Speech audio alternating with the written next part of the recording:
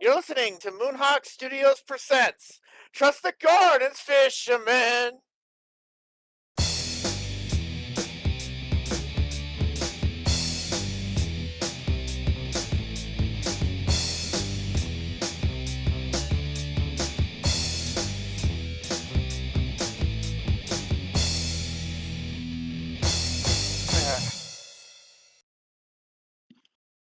All right, everybody, welcome to another edition of Moonhawk Studios that presents the game show where we finally found something that Kevin likes to do. I mean, if it works, it works. Yeah, right. With me in the studio, as always, is my good friend Adam. Did you change the name of the show? Did I actually said the in there? No. I'm sorry. No, Mac did. What? I said Moonhawk Studios presents the game show where we finally found something that Kevin likes to do. No, I don't know what. Somebody said said it was Moonhawk Studios the presents. presents. Wait, everybody's talking over each other. I can't hear any of the jokes. Yeah, Moving on, Petty. keep it going. All right, so we got Kevin in the house. We got a Petty fan. We got the Galax. And of course, I have your ubiquitous host, Mac Paladin. So before we move on into the show proper, let's start with the news. So, Adam, tell us what's going on with you, and what are your recommends for this week? Let's see. Went to the doctor yesterday. Routine checkup. Nothing really to mention other than labs next time. So got a date with the needle in a few months. And maybe get proper classification over a potential kidney issue. I genuinely don't know. You know, they've got a diagnosis that I don't agree with, but we'll see what things borne out in time. Like, seriously, you can't call something chronic if it showed up for the first time. Anyway, I guess in terms of recommend, I've actually gone back and started watching Fringe again. Ooh. AKA where all of the people who ruined Star Trek cut their teeth on. Oh, come on now. Jesus Christ. Am I wrong? Yeah, on the ruining Star Trek part, but they definitely cut their teeth on it, that's for sure. You're trying to tell me that Star Trek Into Darkness is a good movie, then? Oh, no, but I'm saying that everything that they've done subsequently has varying degrees of success. And then there was Star Trek, and then there was the anomaly that was Star Trek Beyond. Yeah, I'm still not forgiving them for Into Darkness. I mean, that is See, I will own that one and say that is Alex Kurtzman's fault. And he was a writer on Fringe. Yep. As was Robert Orkey. Yep. But they also got 10 seasons of Hawaii Five-0 together, which were actually shockingly good. So is Fringe. Except for season 5. I gotta admit, I fell out of watching Fringe after season 1. I think Lost or something on ABC was airing at the time. Which is also a J.J. Abrams, Alex Kurtzman, Robert Orkey, and Damian Lindelof show? I believe so. They were just all over television in the 2000s. Yeah, they were the hot shit for a while. Yeah. Season 3 was great because it had all the world building. They finally went to the other Earth. Didn't they? I remember them doing that in the end of season 1. Well, they showed snippets of it, but they didn't actually. They spent almost the entirety of season 3 in the alternate Earth.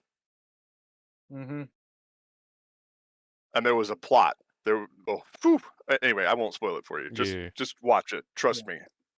I mean, season 3 was where it peaked. Season 4, they kind of wrapped things up, and then they got a surprise season 5. Right. it's probably going to take me about 5 years, given that I have like 100 other shows that I watch. I'm not somebody who binge watches. I'm somebody who will watch like an episode.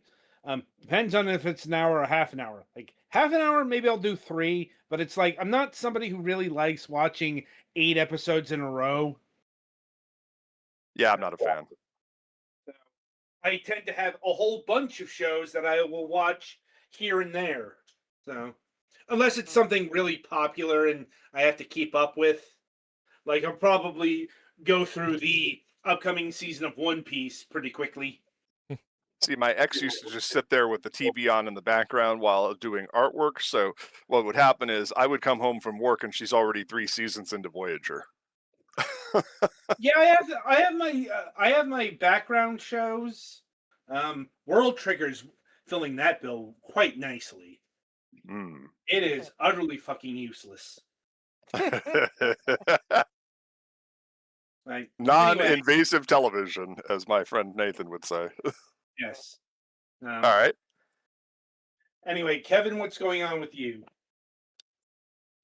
Well, luckily for the time constraint, I'm gonna breeze right through this quickly. Because my news is no news as usual.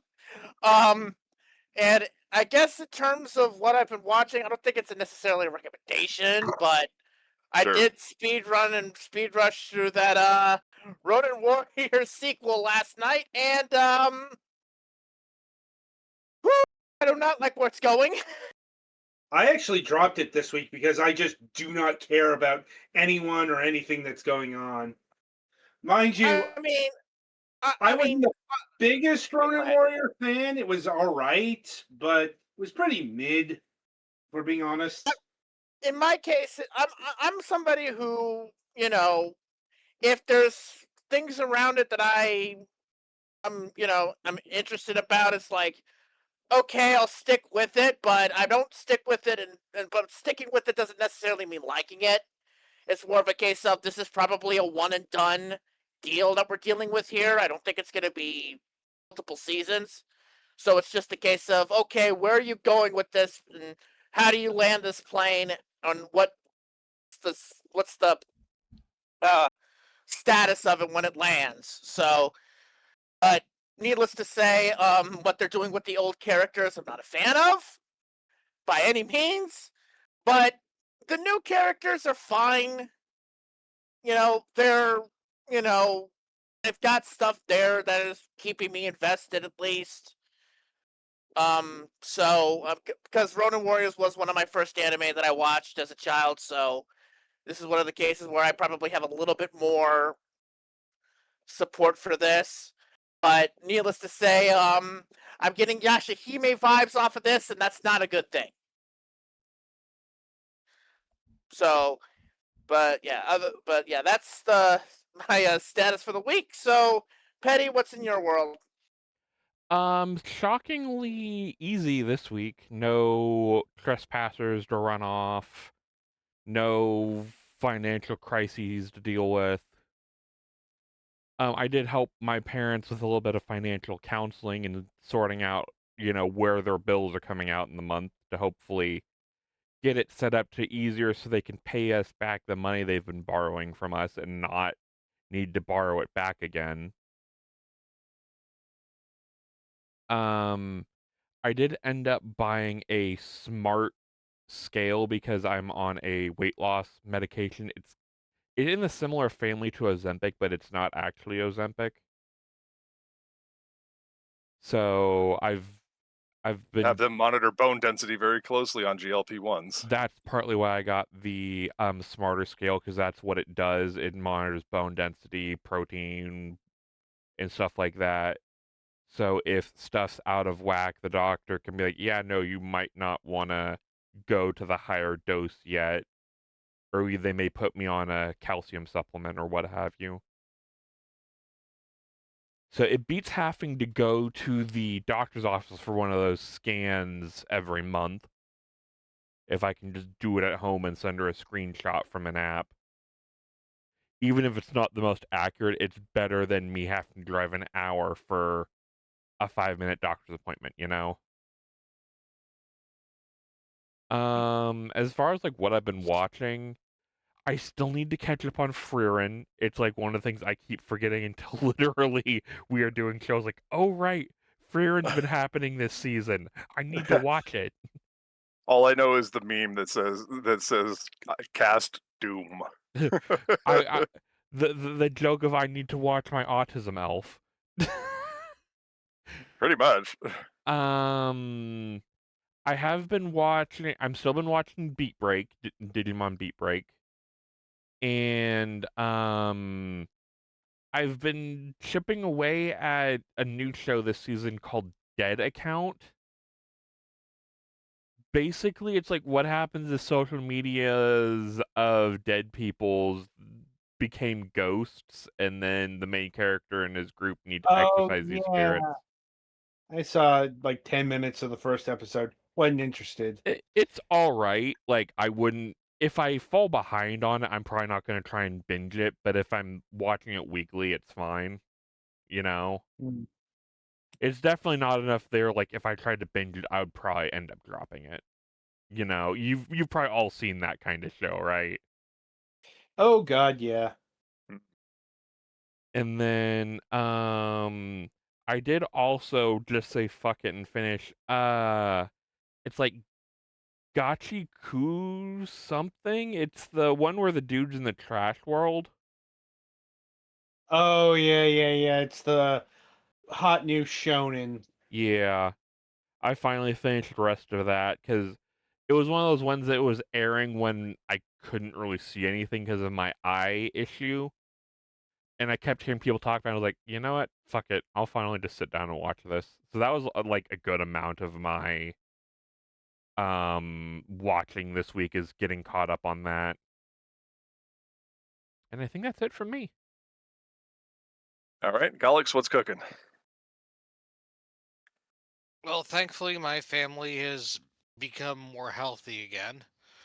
My mom tested negative for RSV, and my dad has never gotten anything worse than a little bit of coughing and sniffling, and same here, so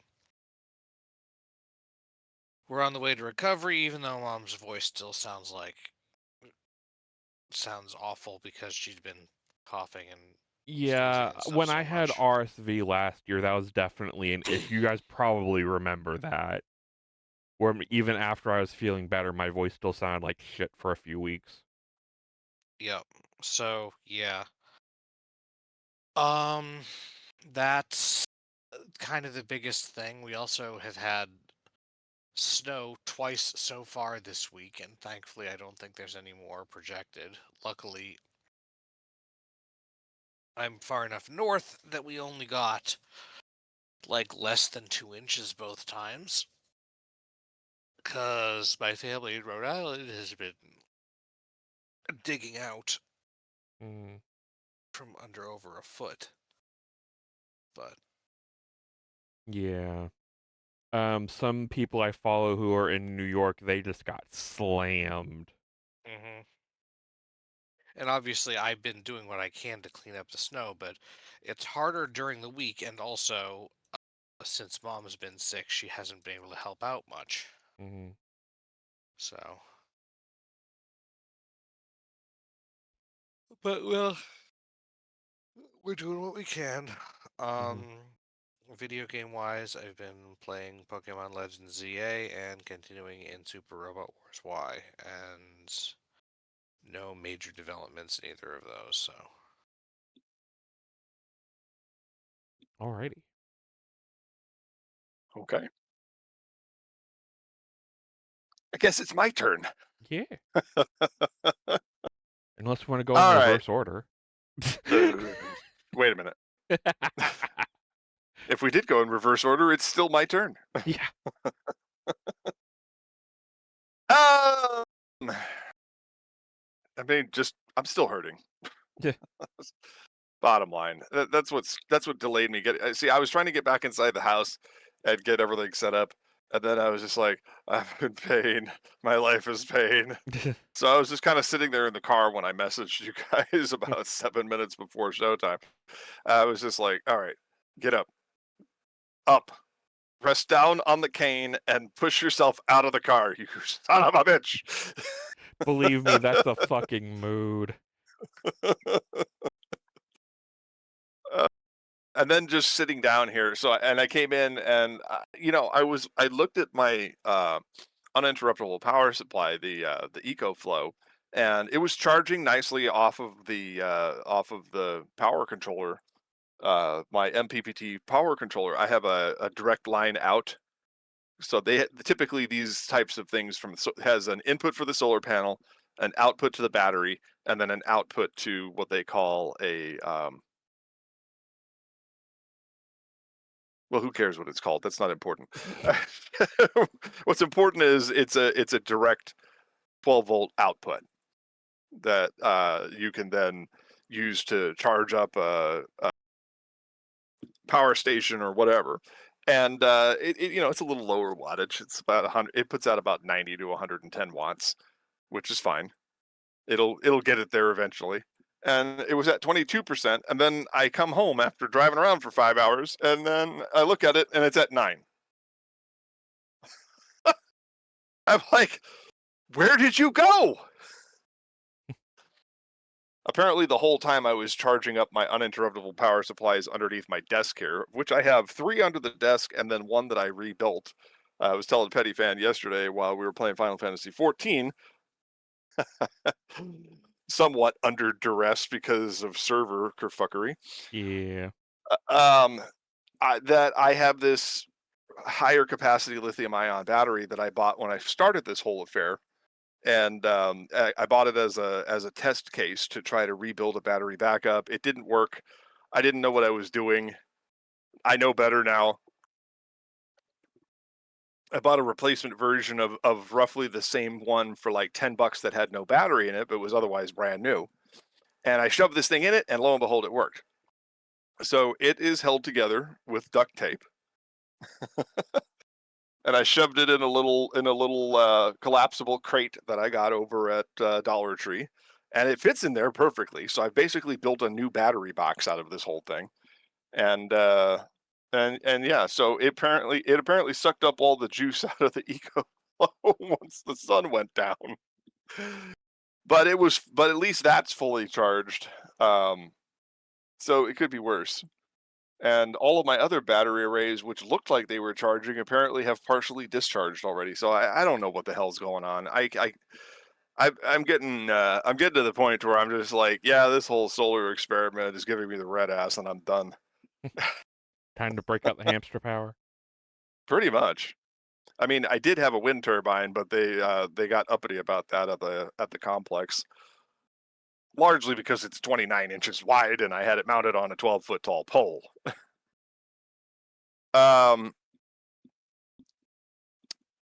So yeah. Other than that, the first attempt at bringing comics back, I have subcontracted Blackwalker 80 to bring back the Lavenders and finish off Chapter 3, Act 3, whatever you want to call it, of the first season of the show. And as I think I can explain this a little better now.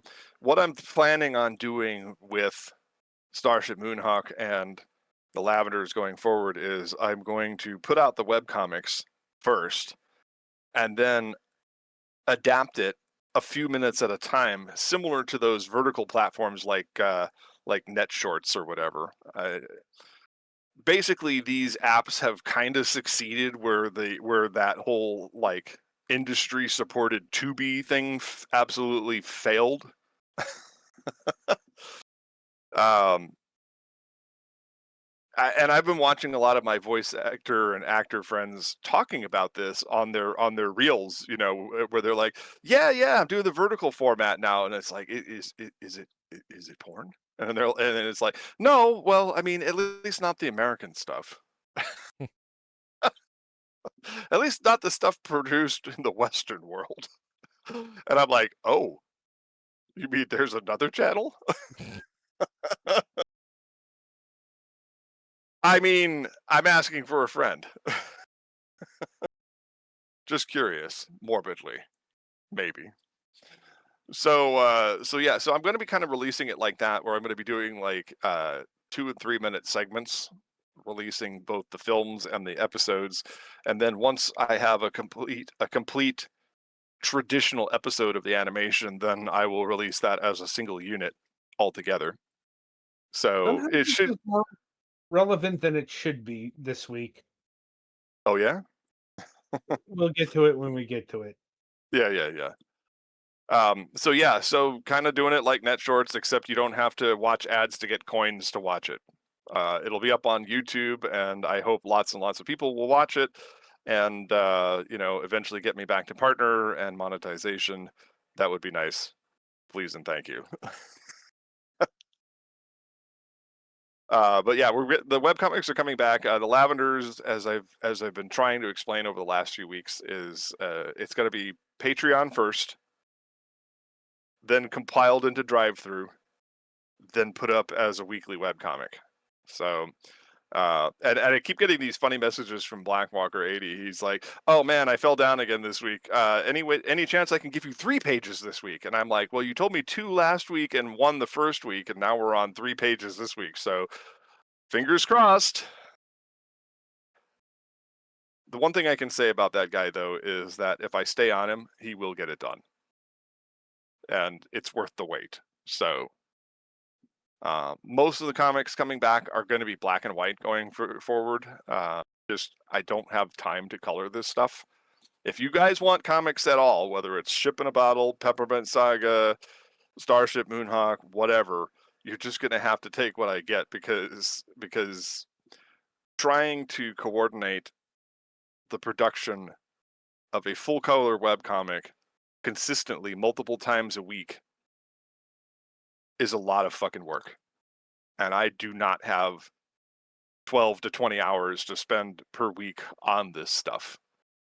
So as much as I'd like to make a career out of it, baby steps. Gotta just kind of stick to consistency before high quality. I think is going to be the way I'm going to frame it. Other than that, I think that's pretty much it. I've just been watching Starfleet Academy, of course. I found out my dad's watching Starfleet Academy, and I said, "Dad, you have no idea what's going on because you didn't watch Discovery." It is a sequel to Discovery seasons 3, 4, and 5. And he's like, "Oh." And I'm like, "Yeah, they keep talking about this thing, the burn? Yeah, that was explained in season 3.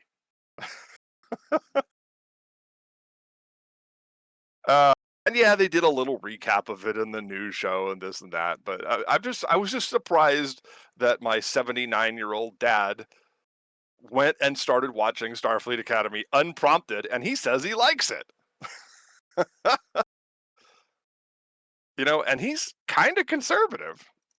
Not like he's what Rand Paul pretends he is, which is a compassionate which is a compassionate conservative. Like he actually cares about things like unions and LGBT plus issues and things like that, like not to where it consumes his whole being, but enough that he's like, yeah, it ain't my business, so I just leave it alone. You know what I mean? He's not sitting there worrying about it, and he agrees with me when I say stuff about it. So, it's weird. He's still a registered Republican because he's a McCain Republican. Back when politicians had things like military service and some vague sense of credibility. Mac, we got a little bit of time crunch. All right. So anyway, that's it for that. We have a great guest tonight, and I've actually been kind of looking forward to this because we're gonna be dismantling the shovelware of the Wii. We've got Smashing Salmon on the program tonight. Welcome to the program. Hello, thank you for having me. All right, I'm so excited to talk about some awful games. All right, so just give us a brief rundown of who you are and what you do. Yeah, so my name is Max. I have a YouTube channel called Smashing Salmon. It's a pretty small channel at the moment. I currently have around like 2,000 subs, and I haven't really put out a ton of videos over the past few years, although I am working on it. But basically, a lot of my content revolves around really awful Wii games, specifically like stuff that I played during my childhood and stuff that my viewers have recommended to me. I format my videos like towards a theme most of the time. So like I did a video where it was just Eminem's games on the Wii. I did another video where it was just games by the studio Data Design Interactive. So I try to organize my content in a way that is thematic. And then I end up ranking all the games because I'm trying to find which game is actually like the worst thing you can possibly play on the Wii. And so far, nothing has topped Mythmaker's Supercart GP, which was a game that I actually received as a child instead of Mario Kart Wii, which is what I requested for my 9th birthday, I believe. So yeah, you can imagine my shock when I opened up the package and it was just Mythmakers and there was no red plumber to be found. That is like receiving Bible stories Noah's Ark instead of Wolfenstein 3D back in the day. Yeah. That's kind of what like inspired the channel, was that specific moment of just utter like it was literally I cried. I actually cried during my like 9th birthday party. And then my parents went out and actually got me Mario Kart Wii. But Nice. yeah, that's a basic rundown of my channel. I have other content too, but it's mostly just bad Wii games. Glad to know that emotional hostage taking still works. Yeah. Yeah. I mean, I was a kid. Like, what else was I gonna do? You know, like I Right? asked for Yeah. Mario Kart Wii specifically. That was like the only thing I wanted, and then I just get Mythmakers, and it's actually like the worst kart racer I've ever played. Like, it doesn't even work. Kind of like the pre-patch Privateer 2, The Darkening. Anyway, so my first question, I'm gonna ask a question or two here before I unleash Adam's fury upon you. What types of games do you find have the most shovelware? Do you find it in AAA? Is it indie? Is it these weird off-brand, non-licensed things? What's your take on that? Specifically for the Wii, it's definitely like these weird, like off-brand games. I know Data Design Interactive is a pretty notorious publisher, and I think I mentioned this in my video, but they held like a really big share of like the EU game market back in like 2006, 2007, I'm pretty sure. And it's just because they pump out so many games that it doesn't matter if they're quality, because like someone's gonna fall for it, you know? Mhm. Like my parents. But Oh, yeah, this it's looks mostly shiny. yeah. But in terms of like genre, I'd say it's probably party games. I know the Wii had a ton of just completely awful party games where it's just like mini game collections and stuff like that because it's just easy, you know? Like it's just easy to just steal like a bunch of ideas from like Wii Sports or whatever and just repackage it. Mhm. So I would say it's, you know, just the weird off-brand stuff and specifically party games. I see. I mean, if someone were looking to follow in your footsteps on this, where would they find the largest, so shall we say, cache of these awful games? Like, would they have to download them for Dolphin, or would they have to, or you know, because they're like old Wii Shop items, or you know, are the discs actually still out there? I went to my local game store about 3 weeks ago, and they had like 5 copies of Eminem's Kart Racing, so you don't need to look very hard. He was very popular. Mhm. So Yes. stuff is still clogging the arteries of game stores.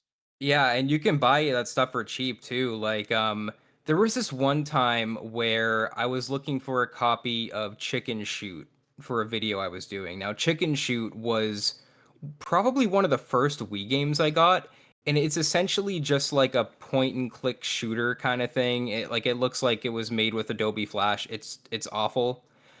So I went to a game store and I roll up to the counter with a copy of Chicken Shoot, and they were like looking at me like I was insane. And I just said to them, "Hey, someone's got to buy it." And then they just started laughing. So yeah, you can literally just go to any game store, and I can guarantee you that the Wii section is going to most likely be pretty big and be 80% shovelware. Like they're not hard to find. Yeah. I mean, I always found it amazing because there's like anytime you see something where it's a weird license, like back in the Super NES era, the Noid game, the Noid Buster game, because Oh of yeah. stuff like that, and of course that stuff all showed up on the eShop later, and it was just an awful mess. It's like you guys really don't need to find filler for this system. It had a great run. Yeah, and it's weird too because you can just look at a game's cover and just be like, "Oh, this looks awful. I need to play it."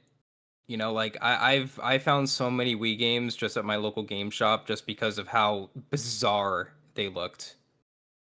And like you Yeah, you you know it's bad, or if it's like a licensed like TV show thing too, like or a movie game. Most of the movie games are always like just terrible. Like the Alvin and the Chipmunks games specifically were just I streamed all three of those games like to completion basically. And that was like a good probably 10 to 15 hours I'm never going to get back. for every DuckTales there are 5 Bugs Bunny games. Yeah. Yeah, and like licensed games can be really good. Like I know a lot of the recent what is it like the EA like Star Wars games people tend to like.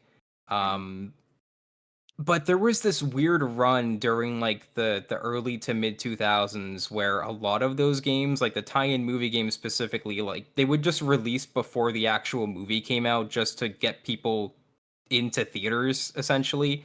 Like I'm pretty sure the Cars video game released before the movie came out, but like none of those games are really that good. I wouldn't even line my cat's litter box with that game. Yeah. Surprisingly good in that it's a decent racer. Like, Yeah, honestly, Disney's games tend to be okay, not anything special, but usually a baseline okay. You could do so much worse. oh, Like, totally. Like data design specifically is like on another level of just bottom of the barrel. Like I played what is it, the Chicken Little video game on the GameCube, I think, and that was like okay, I guess. It's Mhm. nothing compared to like, your Marios or your Zeldas, but It's it's nothing compared to Ninja Bread Men. oh, yeah, Ninja Bread Man is something really special.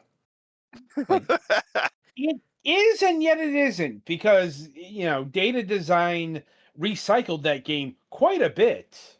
oh yeah, Like, yep. Yeah, Rock and Roll Adventures and Anubis 2 are yep, both data design or not data design, Ninja Bread Man clones.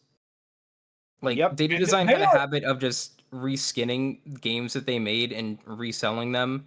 Like Action Girls Racing is a reskin of Mythmaker's Supercar GP.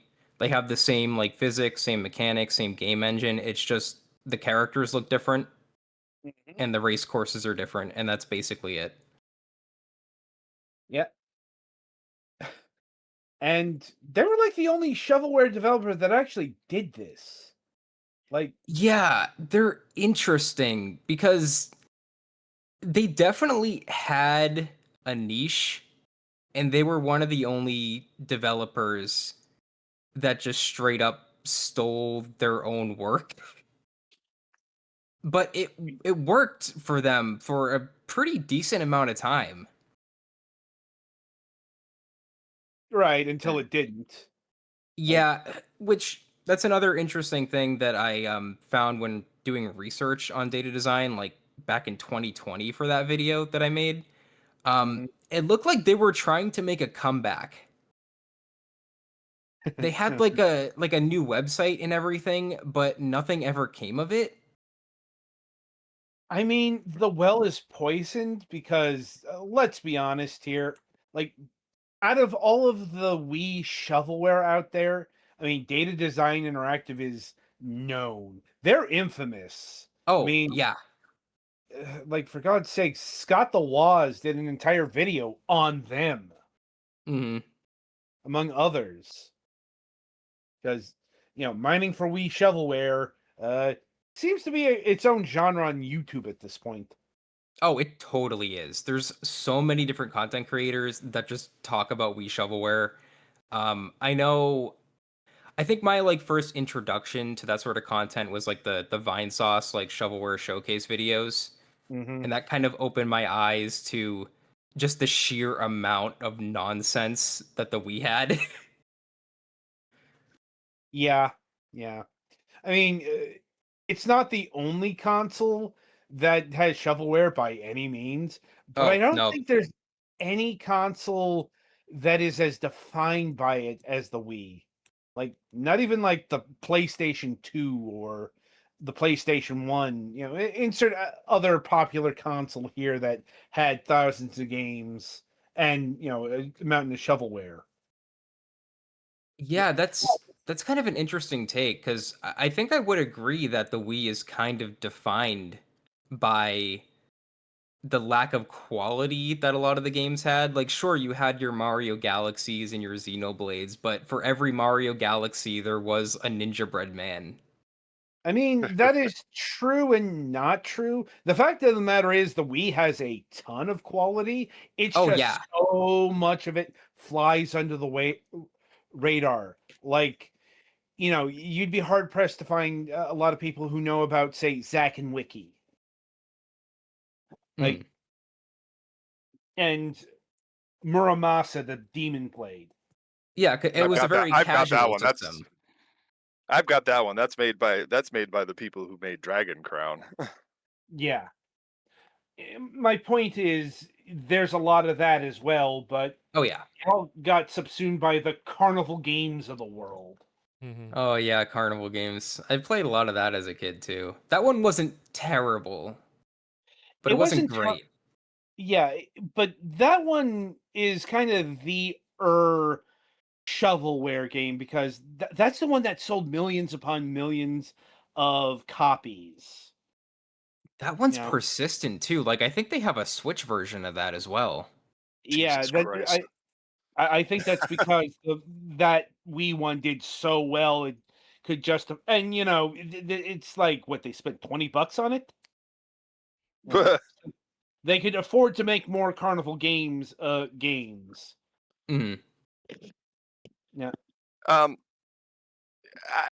I'm not going to insult our viewership here, but I did want to clarify this because we did have some arguments back and forth at the end of last week's episode about what exactly it is you do. Now, when we're talking about shovelware, that's a very specific type of bad game. Are you razor focused on shovelware, or do you cover just generally bad Wii games that are from the AAA publishers as well? Right now it's mostly been focused on shovelware. I've been considering branching out into like, oh, I don't know, like Mario Party 9 maybe. Well, you mean the game that makes everybody hate each other Yeah. instantly? But right now it's mostly just 9 is like, one of the you're in a car ones, right? yes. Yeah, Completely destroys the whole premise of Mario. yeah, the Party. whole point of the game. Yeah. Yep. To not have like a board that you have choices in moving around that are different from the other people's choices. Yeah. It's turned it from a party fun time game into Monopoly, and everybody hates each other. Well, and Yeah. I mean, no. Normal Mario Party will still make you want to kill your friends sometimes. But at least It's just fun. that you're all in the same car ones take away a lot of the fun and individual choice and stuff. And they also make mini games a lot rarer. I think. I'm just saying that I'm willing to forgive my friends when we played Mario Party 3 for the N64. Oh, three is my personal favorite. Yeah. This game is unforgivable. But yeah, I am mostly focused on specifically like the worst possible things I can find, or things that my viewers have suggested to me. And If what people are are some of the wondering, things? let me just before you get to that, because I'm going to just turn it over to you in a second here, Adam. Just to clarify that the term shovelware comes from the fact that you are literally shoveling shit. Yeah, I think specifically it's like the studios or the publishers that are actually like making these games are just shoveling them onto the system as quickly as possible just to make a quick buck. Yeah, just dumping them in there like waste Yep. recycling.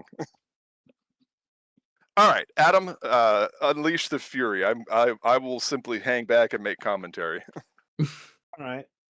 Well, as I was about to ask, what are the sorts of games that your viewership has recommended to you so far? I think the big one is probably Sid the Dummy. Mm, So Sid the Dummy is a vaguely Mega Man inspired like 3D 2D platformer. It's also a licensed title. Yeah, so it's very strange. Um it's been a while since I've played it, but it's a very linear platformer where it has like a shooting mechanic. Um and it's just annoying. Like I feel like the legacy of Sid the Dummy is the voice acting specifically. Um and going back to the whole Vine Sauce angle, Vinny Vine Sauce streamed this game like last year, I think. And this was after I had played it. So it was really interesting seeing a different perspective on the game and specifically seeing the memes that came out of it. Oh, Because for someone familiar with the game, seeing somebody else with a massive audience stream it and have one of the main characters' like voice lines become a constantly used clip for memes was very strange for me because I was already joking on this game like years and years ago, and seeing it become like more quote unquote mainstream was just bizarre. And I'm kind of happy that the game has like some new life and new legacy for some reason. I don't really know why, but it's just kind of cool to see other people making fun of a game that is well deserving of it. oh yeah. Oh, I would be remiss if I did not mention the actual license that this game is based off of, and that is the Incredible Crash Dummies. Like, not the I feel first like time that happened either. I feel like I just kind of forgot about that license. But something else that's interesting about Sid the Dummy is that they actually remade the game and released it on the Switch. But not in the way you would think. Instead of actually like, porting the game and doing some graphical like touch-ups or whatever, they just made a completely new game. And it's like instead of being like a, like pseudo like 3D 2D platformer, it's just like a straight up 2D platformer now, and it has like different levels and everything. So they just kind of like almost demade it and then re-released it on the Switch. So I don't know, it's just strange. Wow. Yeah. Though, as I was saying, yeah, not the first time that they made a game out of the Incredible Crash Dummies. I think either Acclaim or LJN did that back in like the Super Nintendo days. Not laughing, joking, numbnuts. It was one of them. Yeah. God. It was based off of a toy line that they got, apparently. Huh, weird. I'm just saying that based on my experience with the Angry Video Game Nerd, that anytime LJN comes up, you know you're in for a ride, Yeah. and not a good one. Like you're pretty much responding as the actual Crash Test Dummies would. Increasing your blood alcohol content. Yeah. I don't think he ever got to like the actual Wii shovelware. Like I remember that Christmas episode where he showcased like Boogie for the Wii, which isn't a good game, but I don't think would actually qualify as shovelware. If only because like EA really pushed it and tried. That's a sentence Yeah, So I just heard. so they got a you tried award. basically, like it's more you can do so much worse with the Wii. You really can. And that does bring up a question here. How do you determine, like outside of the really obvious example, what would you consider to be an edge case in shovelware? Like, Like, would Like you? like you see where they're going, but it just misses the mark by that much. oh, I see. I think the closest thing to a good game I played for Worst of the Wii, I think that was probably Calvin Tucker's Redneck Farm Animal Racing Tournament. Oh my god, that is a 'Cause lot of words. Yeah, okay. So the acronym is Farm Animal Racing Tournament, which is FART. So we can just call it Calvin Tucker's Fart if you would like. I mean, they recoiled in horror at this last week, so Yeah, so I feel like that was the one game that actually had somewhat of like a vision behind it because it's a terrible kart racer, but it had this like weird supernatural like alien invasion like kind of subplot going on with some of the courses, and I thought that was kind of inspired. And that's basically it. It's just that aspect of it was like, huh, that's kind of cool. I like that. That's it. That's the bit. And that's all it takes. That's all it takes to impress me with these games.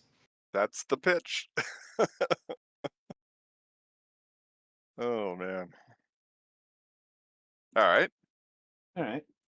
And something we were wondering last week was, does your gaze go all the way to WiiWare?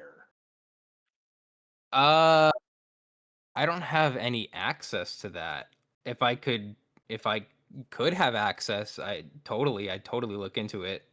But I actually I never bought anything on the Wii as a kid. Like I never actually Yeah. used the eShop just because it was kind of inaccessible to me because I didn't have my own like payment method, and I don't even think my Wii was hooked up to the internet.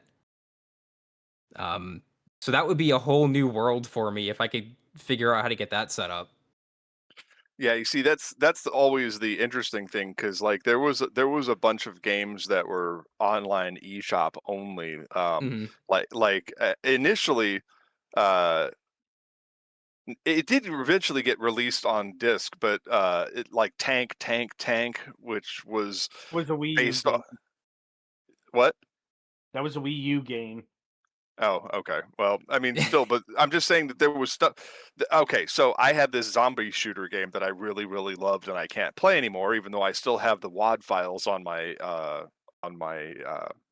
memory card because I sold the original Wii that it belonged to.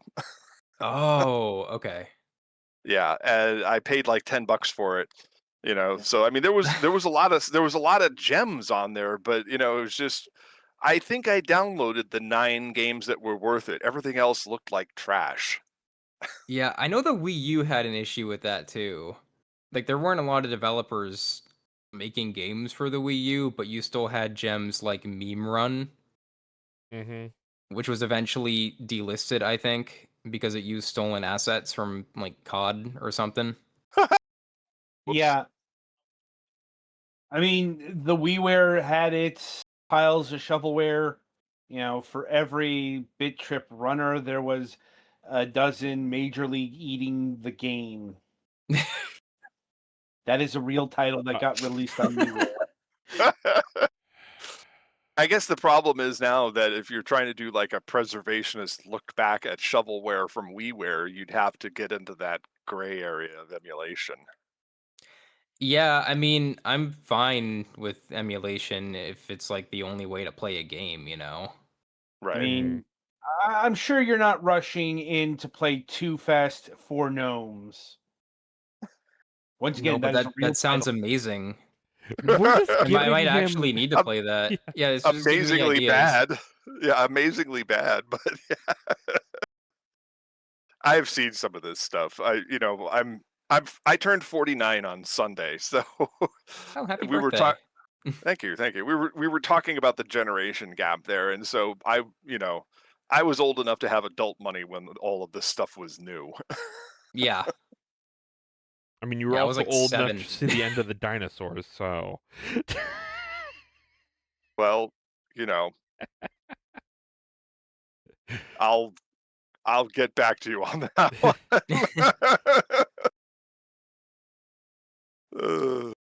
I'm funny. I am peak comedy. Yeah, but looks aren't everything. Yeah, that's what my parents tell me. All right. Let's get back to being a little bit serious here, Adam. Although we are And- having fun. We are having fun. I will say that. Yeah, I knew this was going to be a fun episode since it's mainly talking about the worst that the Wii has to offer. And I suppose another question is, what do you have upcoming for your channel? Either planned or do you have another viewer round going here soon? I've had stuff planned for a while. I just have not had the motivation to make videos.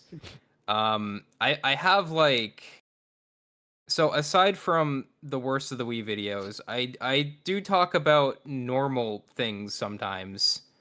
I had a video planned / in production about the history of Nintendo's whole amiibo thing. Oh man. And I have 30 minutes of it done. So eventually I want to release that. It's just been a couple years since I worked on it. But in terms of worst of the Wii, I have, like I mentioned before, the Alvin and the Chipmunks Wii games. I have live streams on my channel, and I've been meaning to make a actual worst of the Wii video on all 3 of those games, which I have started scripting. And it took a weird turn because I learned that allegedly the developer of the first Alvin and the Chipmunks game was doing I don't know if it was tax evasion or the person was convicted for tax evasion or something, or wage Oh theft. God. So that was a whole God. rabbit hole that I need to go down a bit further. So yeah, I'm hoping to have stuff out again at some point. It's hard to make long form videos when you're working a full-time job and have other commitments. Mm-hmm. Has been my life for the last 22 years.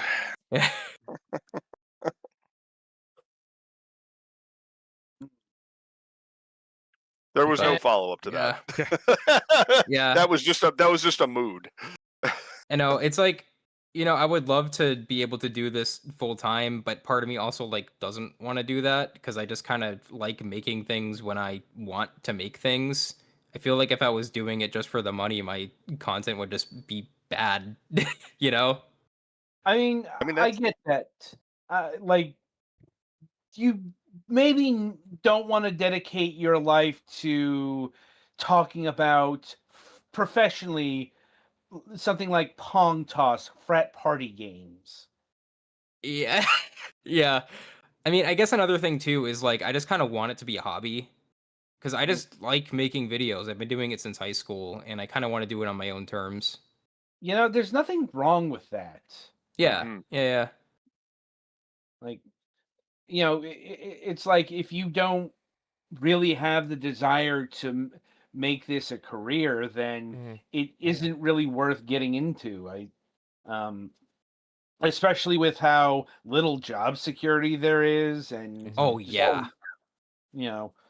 All of the other issues that YouTube brings, and so on and so forth. So yeah, and the thing is too, there's no guarantee anyone's gonna actually watch my stuff, you know? Yeah, I mean, maybe if you were pulling Vinny numbers, that'd be different story, but Yeah. so once again, if you don't have the desire to make this anything other than a hobby, that's fine. You know. Mhm. So Yeah, and I mean, I'm pretty happy with the stuff I put out so far. It's really interesting because a couple of weeks ago, one of my videos started like popping off in the YouTube algorithm.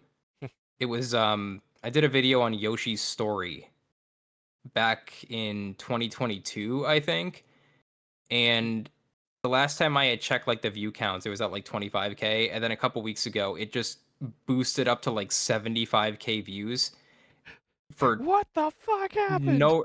Well, okay, I think I know what happened. I think it was because of the Mario movie trailer that had Yoshi in it.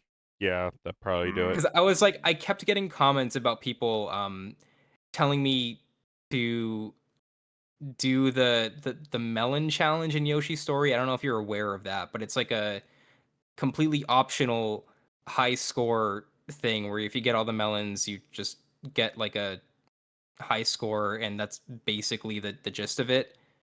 Hmm. But I had a ton of comments telling me like, "Oh no, the game is really hard if you do the melon challenge. You got to do the melon challenge, and the game is like wicked hard." And I mean, I don't know. I just kind of played the game how most people would play it. But that was a whole interesting situation. Um, just seeing the video just kind of pop off for some inexplicable reason. It's an interesting game for sure. I mean, it's basically Super Mario World 2.5. Yeah, it's different than Yoshi's Island, and it has sort of a mixed reputation, but I enjoy it. I don't think a game needs to be super difficult for it to have value, and I just think it yeah, was a nice, light, fun game, and yeah, that's all it really needed to be. Yoshi's story was hated on because it wasn't Yoshi's Island 2. Yeah, Though I will yep. note we have since gotten Yoshi's Island, well, technically DS, but they called it Yoshi's Island 2 before release. And that didn't bring back the sauce either. Um, And then there was Yoshi's New Island on the 3DS, and that game had even less sauce. yeah, It had the anti-sauce. yeah. I mean, Yoshi's New Island, its music certainly did. Jeez. But yeah, at least Yoshi's story. I'm not in love with the Star Fox 64 design approach, It's weird but because you only do 4 levels to beat the game, and then you have to go back and do the other levels that you skipped. yeah, It's very weird. yeah, and it's just not enough there. Like Yoshi's story is definitely lacking a bit in content, but it's like at the very least, it's got new ideas. It's trying different things. How well executed is debatable, sure, but it like I can definitely say Yoshi's story is not Yoshi's Island in a good way. Yeah, yeah, and I think the thing about Yoshi's story too is that like it has interesting ideas. They aren't the most well executed, but no other game has really tried to do what Yoshi's story did, so they just kind of like left it there, you know? Like it does have interesting ideas, but that's that's about it. Although I still really do enjoy the game. It was a very big part of my childhood. Um, but yeah, I still wouldn't say it's better than Yoshi's Island. I mean, it was a prime example of them trying to capitalize on the momentum of an original game and then totally underutilizing the power of the N64. Yeah, but in a way, I think it's one of the like better looking games on the N64. It's not 3D, which is Mhm. probably the reason for that. But I think it also has a really cool aesthetic, and that's something that the Yoshi games generally do pretty well. I don't know if Yoshi Story is my favorite aesthetic approach they've gone for with a Yoshi game, but I do think it still looks pretty impressive these days, and I also think it plays pretty well. It's just the actual content is lacking. Right. But I wouldn't say that it's like a shovelware game or anything like that, you know? Like, I'd so much rather play that than Billy the Wizard on the Wii.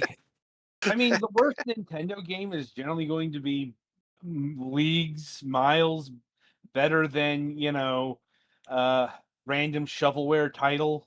Oh, yeah. I mean, we were having an argument over whether or not Link's crossbow training was actually playable or not, but It Um, is. it's probably better than Chicken Shoot.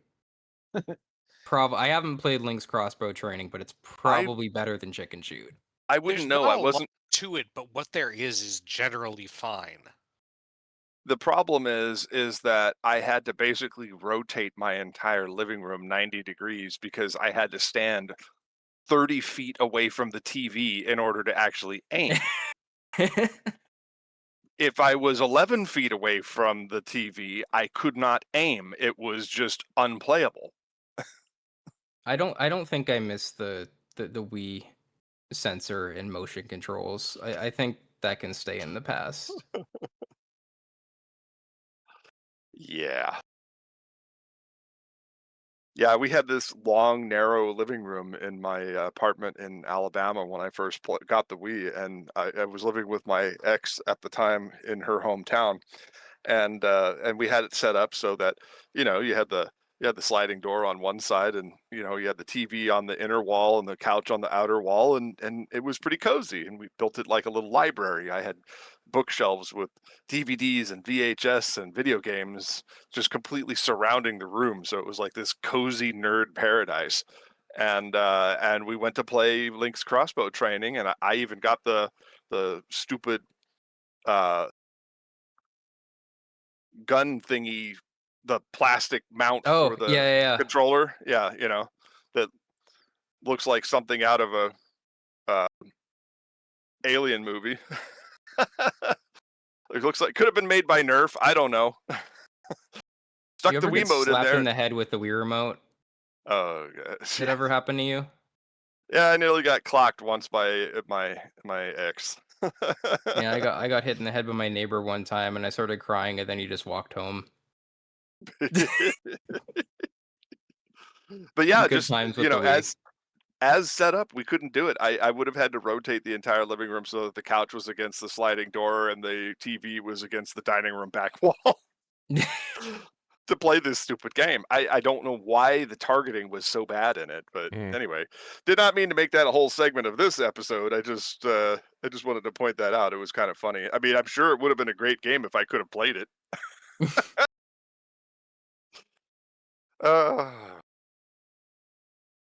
All right, moving on. Adam, please. Well, I think I'm about done here. I suppose my final question here is: are there any more personal bugbears from the Wii's cavalcade of shovelware that you still want to tackle?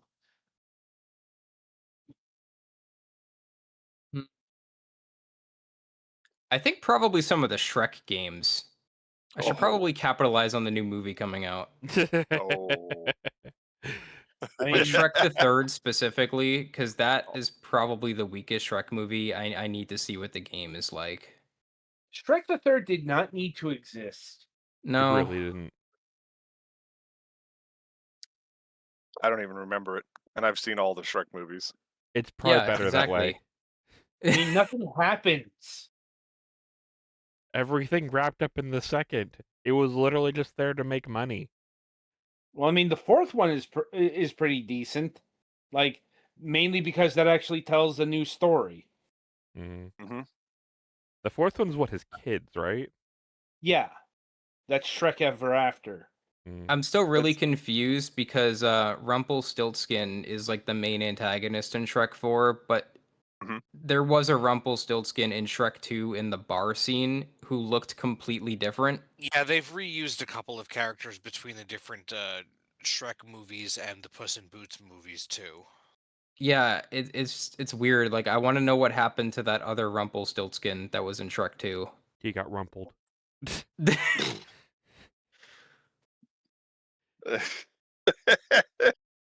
He changed his name to something that was backwards and done filtered through a cipher. So he's Mixelplix?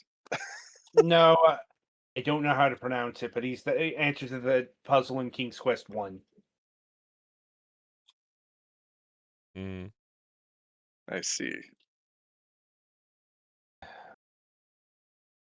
I think that'll about do it here.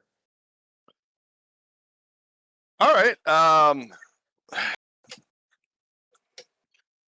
We were having such a good time there. I'm sorry that we got off to an awkward note there.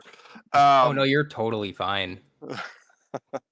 It's been Uh, fun talking about bad Wii games. I enjoy this very much. All right. Standard protocol requires me to ask you, what do you have anything upcoming that you would like to promote, call special attention to, appearances, etc.? I am going to try my hardest to get Eminem's Adventure into summer games done quick. Oh Jesus. So Epic. look forward to that. Hopefully, And I'm assuming it's I Eminem's guess the candy, not Eminem the rapper, right? yeah. I guess I didn't mention this, which I probably should have. I am the speedrun world record holder in Eminem's Adventure for the Wii. Oh no. That is amazing. So that was my April Fool's video last year. Was I got the speedrun. Uh-oh. Accidental world record. Well, I actually found like a pretty big skip, like kind of accidentally, and that's what got me the record. Damn. So Is Yeah. there much competition for that? there's one other guy. Sounds about right. Yeah, that's you're having your Seinfeld Newman moment. I saw him live streaming Eminem's Adventure, like trying to get the record back, and he only did it like once, and then after that, he was like, "Yeah, I'm done." I mean, technically on speedrun.com we're tied because we were off by like milliseconds, but my name is still higher than his. I don't know. It's fun. It's just nice, friendly competition. The dude seems really cool. Right. I should we're hope just- so. Yeah. And it's really funny too, because when I put out the M&M's Worst of the Wii, the record holder at the time commented on the video. So that was a very cool moment to see someone from the M&M's speedrunning community liking my M&M's YouTube video. I suppose if you get dethroned there, you can go for the Eminem's kart racer world record. That one is a little more complicated. Oh God, that means you've tried it. I haven't tried it. However, there is a very good YouTube video about the history of Eminem's kart racing speedruns. And throughout the video, the guy just says, like, they could have saved time here, but they didn't feel like it, so they didn't. And it's just like that throughout the video. Like, no one, like, really cares enough to do specific time saves. And one of the previous like speedrun strats for Eminem's kart racing was constantly hopping with the car. And then the runners just randomly discovered that hopping with the car was slower. So they just stopped doing it, even though they had been doing it the whole time, because they just thought it was faster without any data backing it up. Oh my God. Kind of like when we all used to just randomly roll everywhere in games that allowed for dodge rolls, and then found out, wait a second, some games it's actually slower.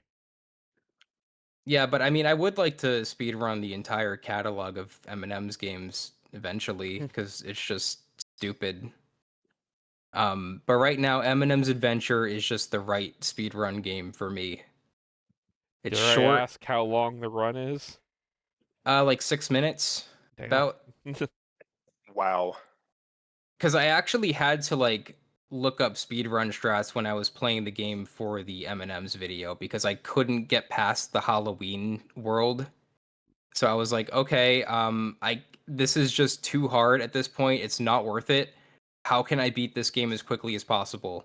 And then I found the speedrun record at the time where you just kind of clip through a door that brings you to the last world of the game and you can just kind of beat the game from there. So thankfully, because of the speedrun community, I was able to bypass a pretty big chunk of the game. Is it a wrong warp or is there just a door there that's intended? So there's like this door where it's the gist of the game is that it's basically like a 3D collectathon like Mario 64. So like you have to get a certain number of M&Ms to unlock these doors to the different like themed worlds. And the final world is like the Christmas world because all of the levels are themed after different like holiday M&M flavors. But the Christmas world, you can just kind of clip through the door that's blocking access by Oh, God. walking into it at a weird angle. But it's super inconsistent and it is easily the worst part of the speed run because you're going to fail it like 90% of the time. Mm. So, yeah. Wow. Just don't fail it. Easy. Yeah. I mean, wish if just it get takes good, more right? than if it takes more than like 6 seconds, it's like, oh, gotta reset. Yeah. And there's no consistent like strategy to getting through that door. It just lets you in when you feel like it or when it feels like it. Mm. Well, that is some great information. Yeah, so if you And- need any tips on speedrunning Eminem's Adventure, hit me up. well, We got I all the think strats. see, now we're gonna have to have you back to have a rundown of that if you ever succeed in getting that done. So something to look forward to for the future. I really just want to be on the GDQ stage at 3 a.m. surrounded by like I don't know, Ninja Bread Man and like Whoever's on just the night crew at the time. yeah. This will be the antithesis of the 7-hour speed run of Final Fantasy VI. Oh boy. It was impressive. I sat through the whole thing. It was riveting. That is crazy. That someone would just dedicate that much time to like speed running a game. Like I can't even imagine. I could barely do 6 minutes of Eminem's Adventure. There See, are but- psychopaths who speedrun Digimon World 2, which is a 100-hour game. Yeah, there are insane people who do that with Dragon Quest VII. I question people if need they to are be all right. Yeah. The 27-minute run through of Dragon Quest 1. No, Dragon Quest VII. No, I was adding to that, saying Oh, as far as like Dragon insane Quest 1 stuff, is pretty quick if you know what you're doing. glitching through and skipping all of the content of Dragon Quest 3. I mean that's standard. Yeah. Mhm.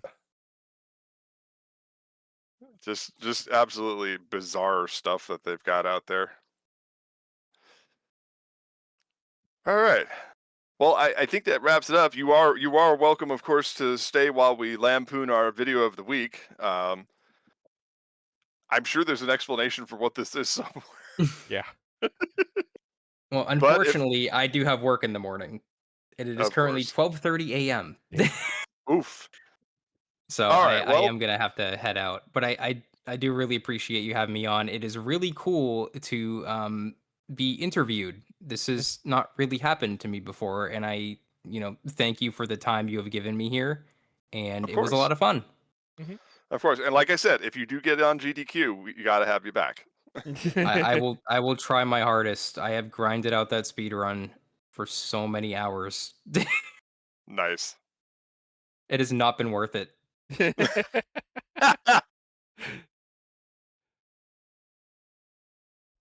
All right. Well, right.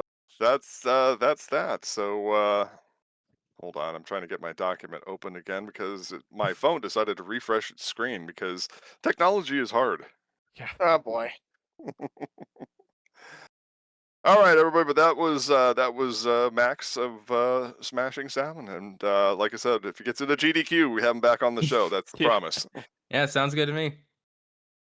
All right, boss. Appreciate All you right. coming out and talking to us, and Yeah, it was a thank great you. time. Mhm. All right. Have a good one. You got it. All right, coming up next, our video of the week, and Adam, I think you've got a doozy for us, don't you? Perhaps. So last week we had Tobor. This week we have Tobot. Oh Now, boy. God. I suppose the question you all have is, what is a Tobot? Um, A the simple palindrome? answer. Oh God, this is the what is a dick fur from Spies Like Us, isn't it? I don't know about that, but this is basically South Korea's Transformers. Oh God. Oh God. Oh boy. Is that my cue to Except, hit the button, or do we have more to go into? I mean, a bit more. I mean, and it really is basically South Korean Transformers, right down to actual South Korean car manufacturer, technically Kia Corporation, but it's an affiliate of Hyundai. So you get Well, yeah, Kia is owned by Hyundai. I'm currently driving a Kia Forte, which is a Forte, whatever the hell you want to call it, which is basically a Hyundai Elantra with a So if slightly you- different grille. yeah. So if you ever wanted the Transformers to be Kia vehicles, here you go. Oh Jesus! Also, At to least tie it's it in not with North Korean Transformers. no, That would crash into the into the Pacific. No, I think you're right the first time. Yeah. anyway, to tie in what you were talking about with your animated series, this was actually done not in the form we actually see here, at least initially, i.e., the original Korean episodes were released in 4-minute chunks, and eventually they were compiled up into 4 English episodes that make up a season. So You know, this reminds me of that that cutesy anime that came out in like the early 2000s. That was the episodes were actually only a minute long, but the opening credits was 3.5 minutes. Sounds about right. yeah. Can't So remember the name of it. So the point is, this is actually a whole bunch of episodes smashed together. It's technically a compilation. Every one of these are, and it is dubbed in English. Done by, of all companies, the Ocean Group. Oh Jesus. boy. Oh my God. Yeah. What percentage of characters are played by Scott McNeil? 8. Well, this is from 2000. This dub is from 2018. So Okay, I'm not At sure. least not that many. Oh, okay. So at least 40%. Yeah. Also, it's from their Blue Water division, I believe. Yeah. So, which I think is the stuff that handles the foreign material. So, with that in mind, let us get into Tobot. Oh boy. I mean, if it was Disney or Warner Brothers, it could have been D. Bradley Baker. Huh.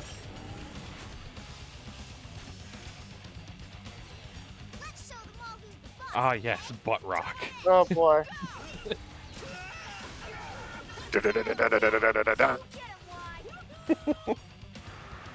So God. random robot violence, kids nearly getting themselves killed. Yeah. Driving around in Kias. That's the thing that kills me. This is all these many Kias. Ooh, the cop cars are Kia Rios. I can see Anna Look, I guess this is if Transformers and Cubics had a child. yeah. I mean, that's the real reason I picked this, because everything's a fucking Kia, and it's just impossible to take seriously. Okay, so we had a pretty The word Hyundai is in the title logo. Yep. Except what we didn't know is that while we were at school, Those he are was some doing a lot faces. more than just fixing They're doing the best they can. I know they are, but it's still That meal was butter fried in butter. Yeah, Yeah. sounds about right. That's what you don't also do that? You could say they're equipped for destruction. And they're slightly homophobic villain. I mean, I've seen worse. Yeah. Ooh, the Kia Soul, one of the shittiest SUVs ever made. Oh, this is worth it. Third graders? Hey, my dad Oh, has a graders Kia are Soul, and it's cheap. fine. He nearly Tokyo drifted right into those kids because absolutely no contributing to the delinquency of minors in this video. Also, that kid dies. Aw. 2018, did they still have the Kia Spectra? Also, were Well, they it's just flashing 2013 gang initially. signs? Hold on, were they flashing Yeah, gang that looks like a signs? gang sign, yeah? They're flashing gang signs with a fucking cop. This episode is sponsored by Fuck the Police. No shit. I mean, they may get there. Two boys, two bots. I think we're watching the wrong channel. Yeah, we might need to Do leave, not boys. make that joke. That's it. I'm not. That's all. That was it. That line goes no further. And that fucking soul is a fucking orange color. I mean, if you're gonna have a soul, you need to have a better color than that. Do you still want to add dance? Also, what is that mask? Oh, Yeah. Just remember, folks, that the color orange means death to the Lagarans. I believe that is a safety mask. Like yeah, the only time I've ever seen that kind of safety mask there is the former mistress of that Clippers owner. I forgot his name. I was Apparent- like for if you're sick or if you're afraid of people. Yeah, being yeah. sick. Hmm. Yeah. We'll talk about this later. Apparently, Everyone all right? oh man, I hope everybody's got their insurance cards. Regular manslaughter in the house. Stealth cargo 860, right?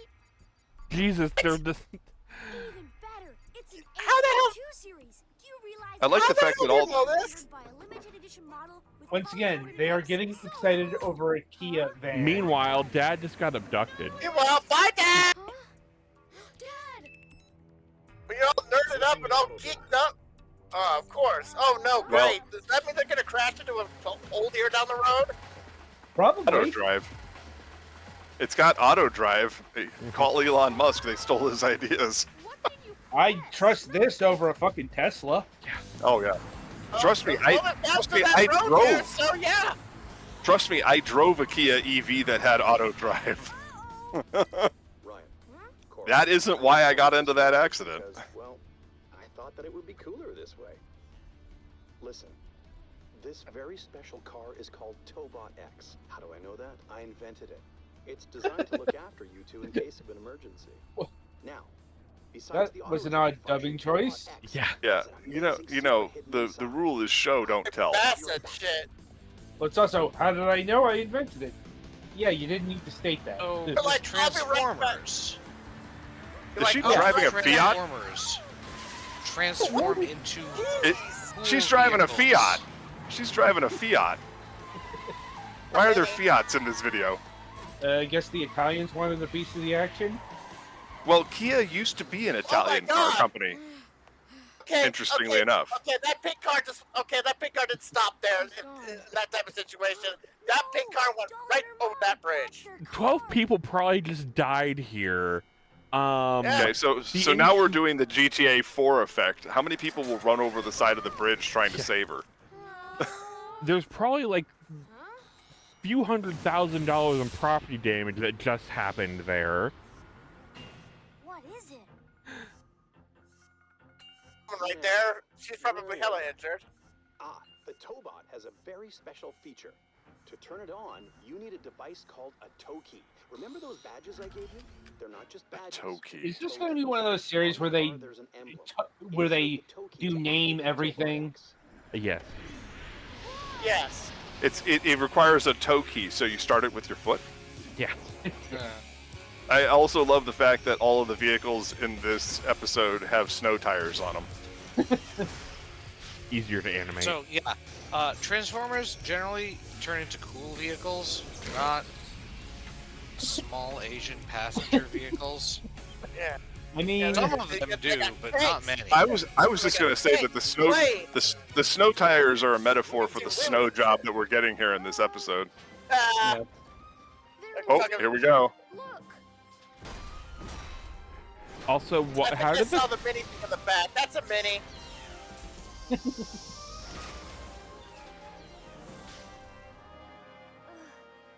also didn't that girl not get seatbelted in? She should be on the pavement. It can't be it can't be a mini because it's 2018 and it's a sedan. Okay. They didn't release the sedans. Dead? Yeah. That girl is dead. She Yeah. wasn't seatbelted in Listen. She's not dead. She's just resting. She's resting so hard. She should have shot out of that windshield, and she should be a fucking bloody pancake. Brother.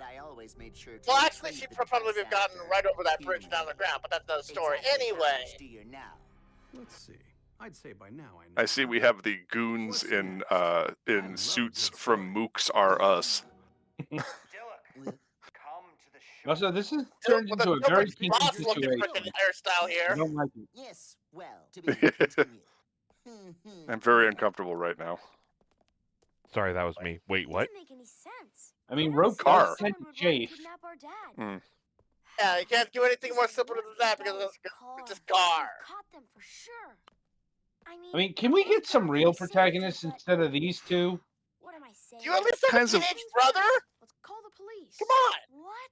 There's no I way mean, we're the telling police should have about already been ourselves. involved after the Come on, several don't treat us just like $100,000 of babies. property damage. I'm not one to judge like culture. Public bridge right there. I'm not one to judge cultural aesthetic choices, but weren't those gloves usually worn by girls We're in handling this by Korea? ourselves. I Dad left us don't the know. Tobot thing, and that's all the help we get. Huh?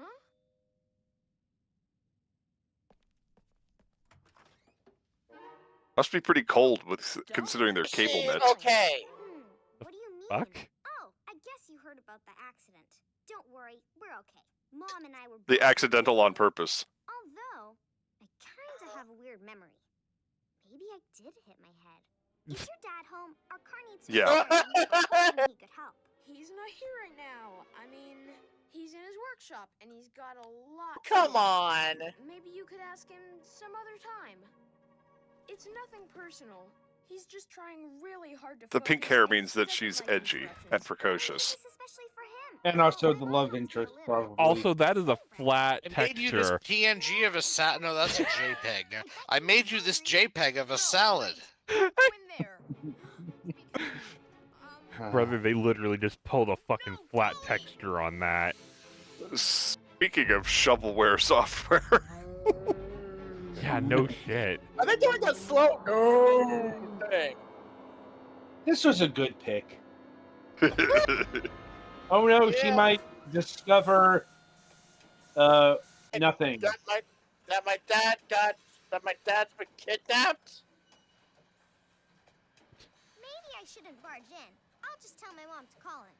Why don't you keep that? Everyone eats our veggies. No kid just says that. Alright? Dumbass! this is like the sweat drop from Total Recall. Yeah. Mom? Oh god. Had a big shock yesterday. What in And the you're hell? supposed to stay in bed. Cucumber water for customers only. Don't need Sorry. to. Let go of the Or was she doing a really aggressive Also- cucumber face mask? Yeah, and also For you barged into skincare. somebody else's home Good without God. knocking on the door, knocking on the door, ringing the doorbell, none of that. Just burst in and say, hey, The look door at my was- daughter back. The door was open. Oh. But still, I mean, Oh, you at right, least it's have like a an common omelet. courtesy to. Oh. Okay. Priorities. This Yeah. is like my mom's. This is like my mom's artichoke dip. Oh, Dad. Well, at least they're not gonna starve tonight. I wonder if that's tofu. Get out. Probably. Look, you know this show's gonna make Oh, this God! joke at some point. 18, you're gonna bump an 18-wheeler? Come on, man. Let's see if it actually has float. No, that's a Oh my tractor. God, is it a butt? No, Okay. it's not. If you were going to say, whatever is it a the heck that bot? is. Yes. If you were going to say, is it a bomb? No. Okay, this just turned into one of those situations where the bad guys could get so much more money if they just sold that technology to, like, the South Korean military or something. Excuse me? I need Oof. some help. Who can I speak to? Oh, darn it. Oh, the police do exist. Yeah, someone from Korea says, darn it. You see, Uh-huh. And That's I the also lo- see why the police weren't involved in the accident. They are utterly incompetent. Like incompetent cops. I mean, that's- Uh-huh. There we go. Keystone Coppers. Get out. Hmm. This isn't I know, protocol. Keystone. Shit. Okay, first things first, go where you're needed. Well, she's got her 1997 flip phone there, so Right on time. Not. you know she's on the discount plan. What? Yeah. Where'd you see it? I've got to go. You wait here. No way. I'm going with you. It might be dangerous. I mean, more than one person can fit into that, Hey, wait. theoretically. I mean, it is a Kia Soul. Jesus Christ. Meanwhile, Dollar Tree Penguin over here. Actually killing people. Yeah. Only 10 minutes Let's be older. clear. In the real world, in that situation, people would be killed. Was this- K-I-double-L-E-D. Was this marketed to kids? Yes. Maybe? Now, Yes. Yes. plate. Coming. It is very much a kid show. Let me hand you back your JPEG. I mean, plate. Like to be disturbed when he's working. Come back some other time. I just need to know how soon he can fix the car. That's all. He can't tell. My which one God, to fix. girl. How late is it right now? What are you doing? You're not going to have Auntie come to save you this time, kid. We don't yell at our friends. We Yeah. know better than that. Just ask her to come back later. I'm a bit busy right now. Okay. Sorry to bug you, Mr. C. Let's see. Dad? Professor Utonium. Wait. We should be so lucky. Dad's an Yeah, AI. Tom Kane ain't walking through that door. Please, someone help me! My brakes aren't working anymore. We should have bought a Okay. Hyundai. Yeah. Get out. That's right. Who's got two thumbs and a slug? More antics from Dollar Tree Penguin. I found it. Tobot. The lawsuit. Oh boy, the lawsuit against you, pal.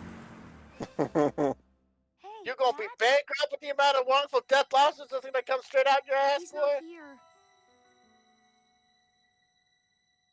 While I was building Tobot X and Y, my thoughts were always with The you flashing kids. lights underneath the car keep the pack rats out. Yes, there are Yeah. 2 Tobots, and their primary mission is to protect our family. Now, Tobot There are Y Yeah, is- fuck the Ooh, rest. Fuck the rest of Korea. Kept your badge safe, son, The because Tobots your are for very own us. Fuck the Tobot rest is of waiting for Korea. you to wake him up. Yeah.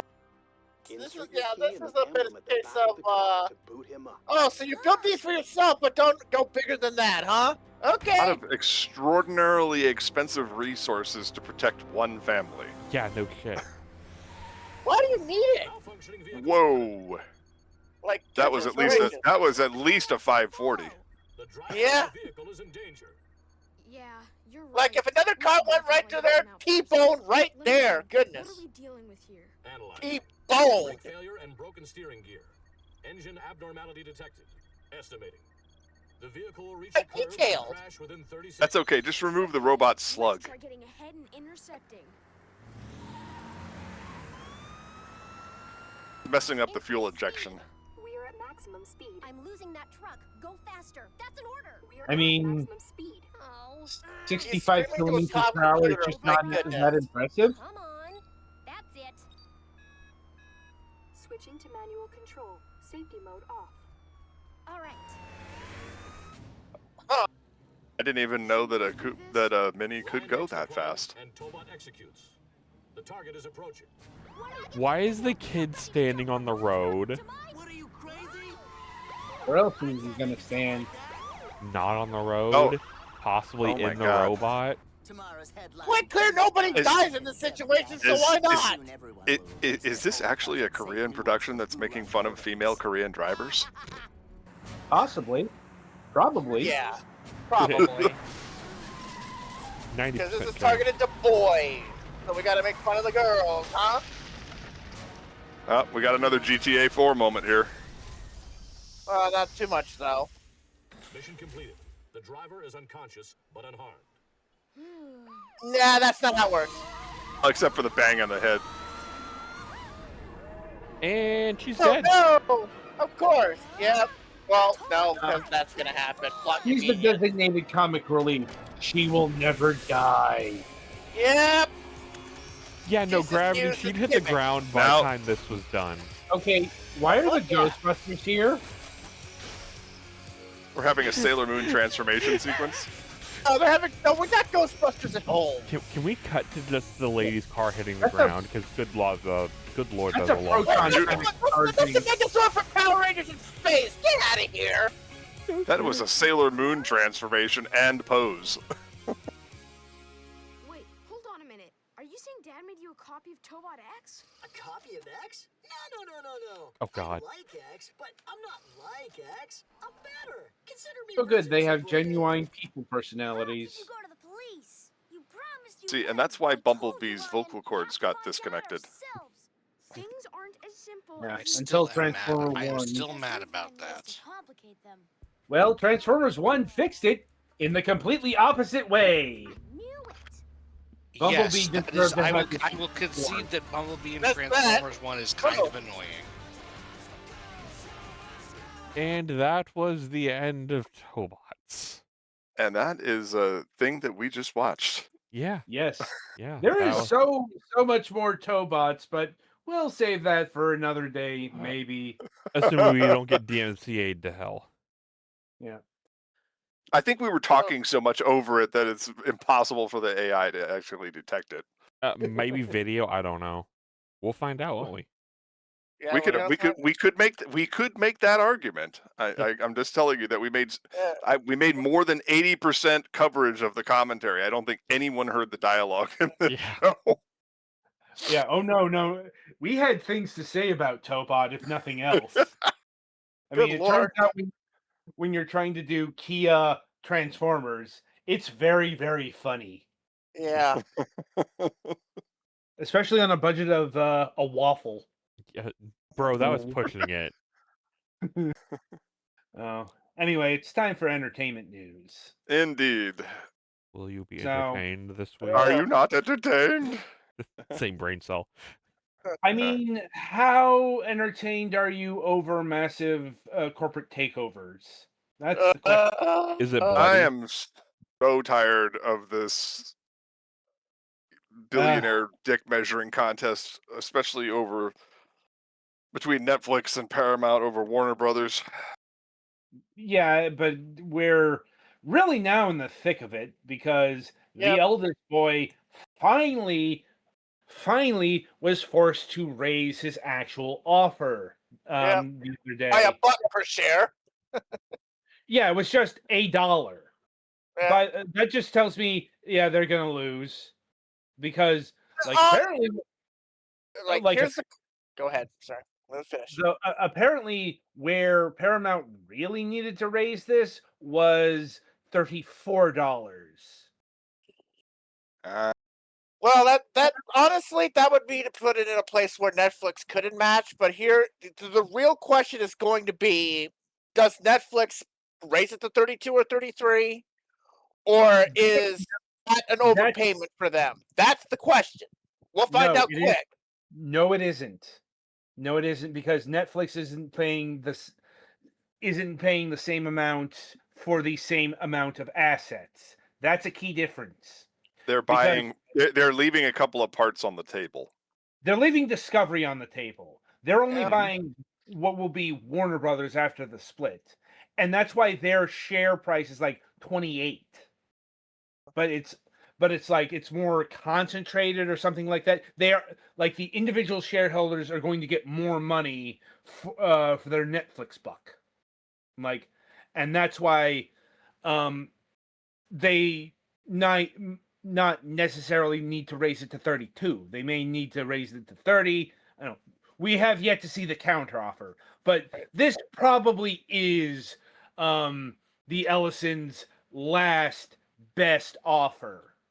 Although from what I understand, they're going to continue to talk about it, so that's technically not the final offer in. It's just the proposal for the final offer, and the board has considered it a possibility that it might lead to a better offer than the one that Netflix has. It's really only a question at this point. It's how if the board remains unanimous for this after all of the talking is done, because technically they're still going to have a couple days to firm this up a bit, along to get the counter. If the board remains united against Netflix, supportive of Netflix, I'm sorry. That's not entirely true. I'm like, there's actually a ticking clock going on right now. Like, yeah, I remember hearing something about this. They've got a time limit, and to be honest with you, there's only so many Saudi princes they can rip off. Well, the Saudis are out. Like, they don't have the foreign money, as far as we understand it. Like, but here's the thing: like, the actual shareholder vote over the Netflix deal is happening March 22nd. Like, that's the real thing. It kind of actually does not matter what the board thinks, because the Netflix Warner Brothers merger is going to shareholders in a few weeks. Yeah, well, what I'm trying to get at, I mean, of course, if as of right now they have not changed their recommendation, which if as long as they don't change their recommendation, that the Netflix deal is going to be approved by the shareholders. That's true. But if perhaps it comes to a situation where that changes, then the situation is going to change, because if it gets to a point where in this little small window that they have to talk, which I think is for another 5 to 7 days, I think, which is before that show, because I know that they extended that. They extended the window to talk. No, they didn't. Yeah, they did. No, that is actually why we got the submission on Monday. They were about to run out of time at midnight. So, like, that's done. Now it's the ball's in Netflix's court. And we do not know what that's going to entail quite yet. We do know that they were at the White House today. Steranos was there. Because, Trump is inserting his fucking nose into this business because he wants Susan Rice fired. What? Regulatory interference from the Trump administration? Who'd have thought? Yeah. I'm like, film at fucking 11. Right. Well, all right. What it looks like is that the board hasn't technically made a determination about this new offer yet.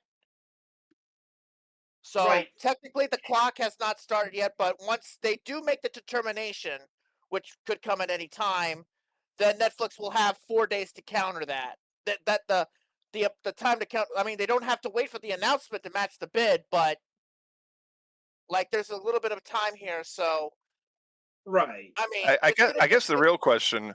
I guess the real question is what does Warner Discovery want to actually do? Do they want to separate?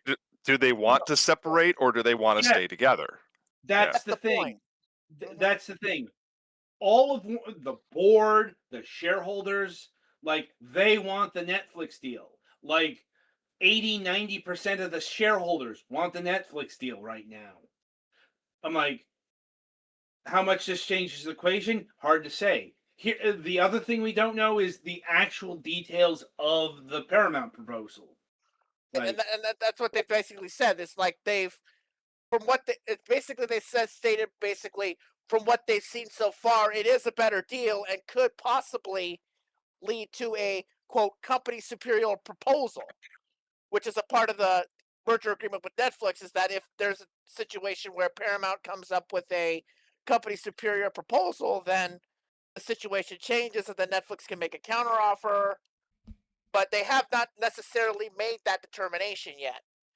If they make that determination that this deal is actually superior, or after maybe some further discussion and maybe even a little bit more further sweetening, they do get to that superior proposal, then Netflix will have the opportunity to counter, but they only are going to have 4 days.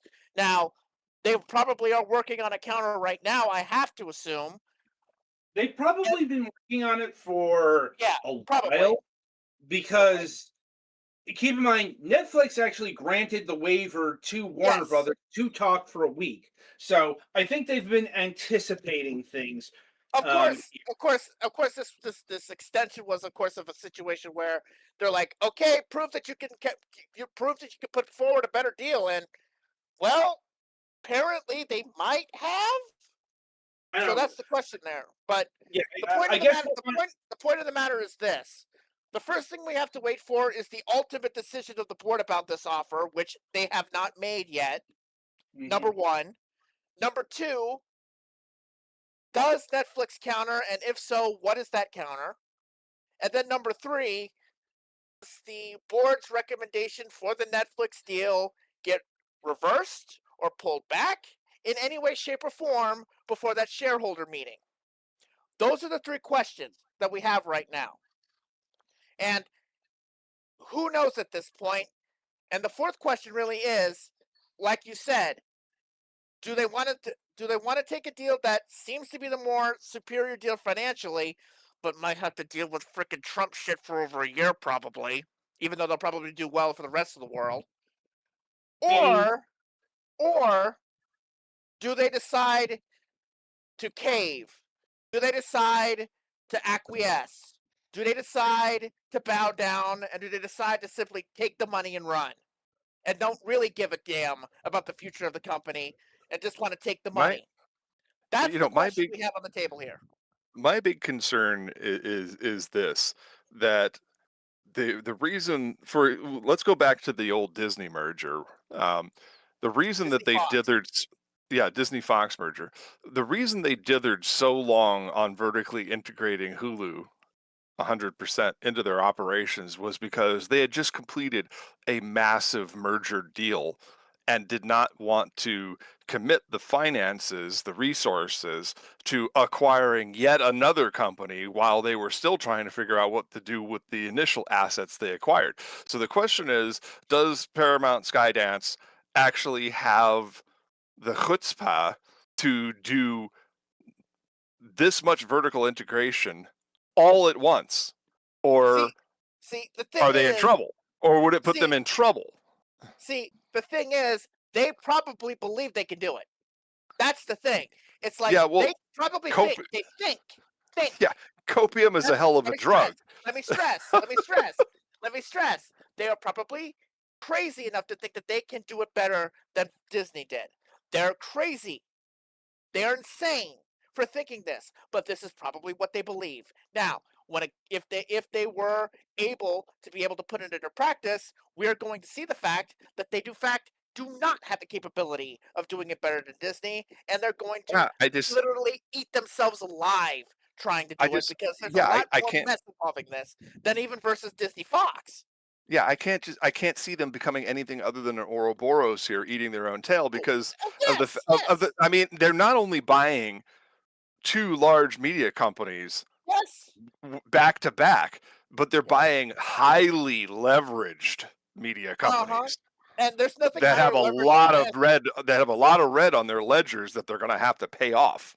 Like, I mean, just think about the fact that we're talking about 2 companies that are heavily in the linear television game, for goodness sake. Between Warner Brothers and the artist formerly known as Viacom, like, just that alone, and that's just in America. I mean, there's a lot of stuff outside of the United States that they're going to have to untangle. They're going to have to go through every regulatory body where they do business in. Yes. And even if the Trump administration ends up being a friendly party here, It will be that the only friendly party. yeah, the EU, the UK, elsewhere, they're going to have different rules, and I'm sure Trump is going to do his saber rattling, but that's not going to deter the EU from doing its own business. Yes, the Yeah, EU I does mean, not give a shit what Donald Trump says. And that's the thing. They're promoting this on the fact that it's Trump's favorite deal. But the problem is that they are a company that is not just an American company. If they were just an American company, just based in the United States, with just American assets, that would be one thing. But we're But talking about a corporation that is world goddamn wide. But here's the thing. Apparently, it's not Trump's favorite company because he's actually bought stock in both Warner Brothers and Netflix. Yeah, well, that's the truth, obviously, but that's not the way it's being presented. We know the truth, of course, is that he's trying to play both sides, and divide and conquer. He's playing both sides to roll up the deal. That's what he's doing. It's part of that, but it's also, I think it's the Ellisons who are trying to play up the Trump connection. Yes, yes, they are. They're playing up their media contacts because of all of the, oh no, won't somebody think about the theaters? You know what? If the theaters die, they die. Yeah. Maybe you shouldn't be charging $50 for movies. Among other things. Although apparently AMC, CEO of my former employer, apparently came out today and said, "Well, maybe we should be friends with Netflix. They should work with them, Ooh. Well, I mean, I think that's AMC figuring out where the wind is actually blowing, because maybe, who knows? I mean, Adam Aaron is a character.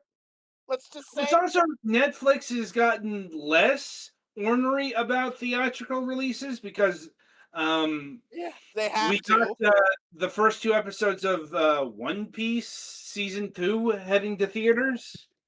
Yeah. Mm-hmm. So there's clearly more theater working than there was in the past. I will say, do not expect Netflix to become another distributor of movies like Warner Brothers is, or Paramount, or anyone like that. That's just not their business. And people do have to get it through their heads that you're not going to have a regular run of K-pop Demon Hunters. They are just, they'll do a special event, sure, but it's leaving money on the table, but it's called your core business. This is actually a tenet of business, people. And in any other administration in any other time period in America, this would have been put to bed by blocking monopolistic interests. I don't know about that. I mean, if Joe Biden were still president, maybe Netflix would have wrapped up the deal a lot sooner, and there wouldn't be all this interference from, as David Letterman puts it, the Ellison boys. There'd be conditions. There'd be some conditions. No, Joe Biden's FTC, they probably would actually try to stop this. Yeah, very probably. confidently. Yeah.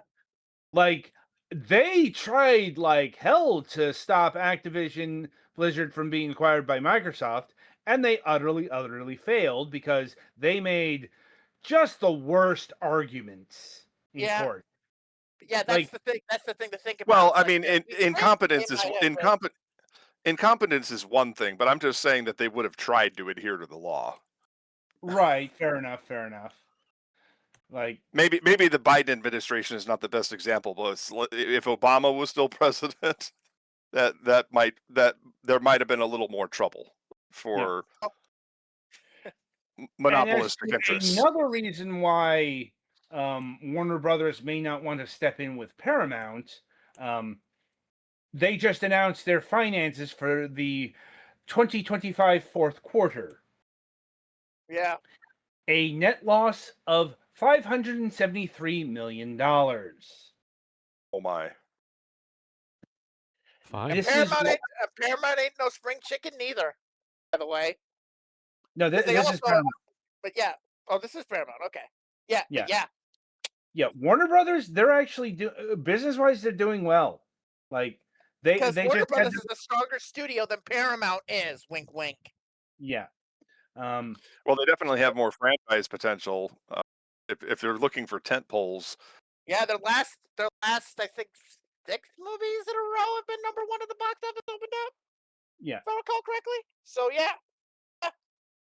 So yeah, Paramount is trading in an operating loss of 339 million compared to a profit of 129 million a year ago. Like That's what happens when you don't really have a strong at all filmography for the year. And by the way, Well- that's still going to be the case this year. Shut up about it being stronger this year, David. Get out of here. I mean, the big problem again, they don't have a tentpole franchise with Mission Impossible going away because, I mean, Because- they're not gonna do it without Tom Cruise. Yeah, Tom Cruise wants to do other things. yeah, the biggest franchise they got now is Sonic the Hedgehog. For Paw Patrol. And on the small screen, Star Trek, but you know,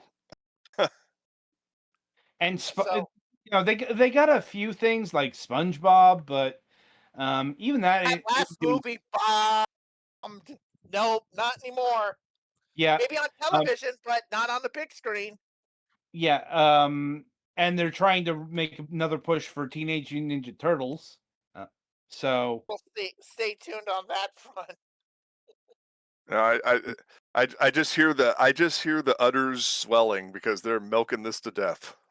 I mean, not necessarily because they probably had a possible opportunity with that last Ronin movie that was in the ether, but they killed it. So yeah, they're just leaving money on the table for you. There's a lot of uncertainty too, especially at Paramount Skydance Yeah. because They've been of more focused on this. yeah, they're so focused on this. There's no news as to whether or not, for example, they're going to renew Alex Kurtzman's contract for Star Trek. There's no talk about. I mean, there's some vague talk about some new shows, and David Ellison was blathering on and on about how they really needed to prop up Star Trek because it's their number 1 franchise, and they need to do this and they need to do that, and then all of it's like, no, never mind, gimme. You know, it's like, hold up. It's like, are you doing this just so that you can get DC to spite Disney? Is that what you're trying to do? I mean, it's like I mean, and on top of that, again, acquiring 2 companies losing money, acquiring 2 companies that are still heavily leveraged in spite of a net operating profit for Warner Brothers is a very dangerous proposition for all of these tentpole franchises. yes, because consolidation is going to require for a lot of the parts of what this mega company would be is going to require job losses. It's going to require possibly contracts being not renewed and canceled.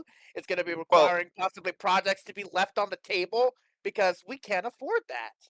Just the contract renegotiations for Alex Kurtzman, Peter Safran, and James Gunn is a $3 billion proposition right there.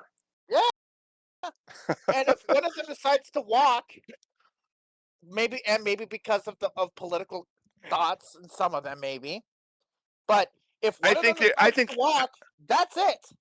I think they're all capable of navigating shark-filled waters just fine. They're veterans of the industry who have worked with a number of people, and Kurtzman has worked with Skydance before.